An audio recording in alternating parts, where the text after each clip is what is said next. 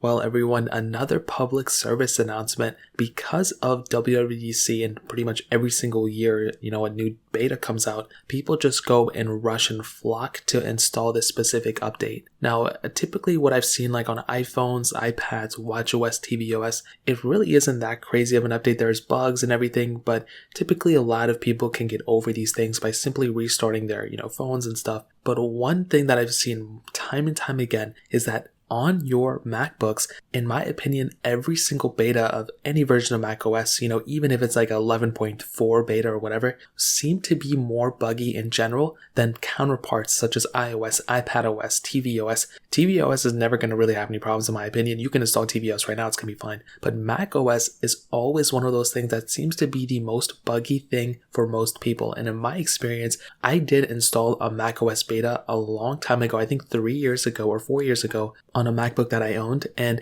it was a horrible experience. I had a horrible time with it. I had to factory reset everything, and then I lost almost like all my data. This was, I think, 3 years ago. I made a video about it too at the time, and it was a horrible experience, and I will never do it again. Even though I was running betas on my iPhones, even so now I have so many iPhones that have betas, I'm not even going to touch or even open up a profile on my personal MacBook of macOS, the next version Monterey. And I'm advising everyone to never install a beta of any version of macOS on your personal MacBook. That's the best advice I can give for MacBook owners. Now, if you have a side device, like if you have a, iMac you don't use anymore, or a MacBook you don't use anymore, anything like that, then I would say go for it. You really have nothing to lose.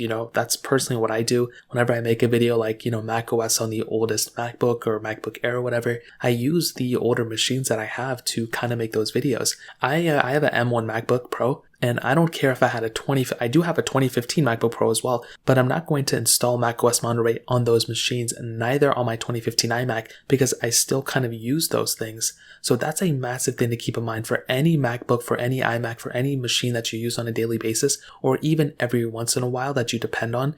Do not install a beta. You are going to be asking yourself for problems, and that is essentially like the best advice I can give for, MacBook owners or iMac owners or whatever the case is. And it is kind of weird because you see all these new features that come out with these next versions of software, and you're like, man, I want that now, let me go and update to it. But there's a lot of issues that arise from it, and you are so much better off just staying on the official version of macOS than going to a beta.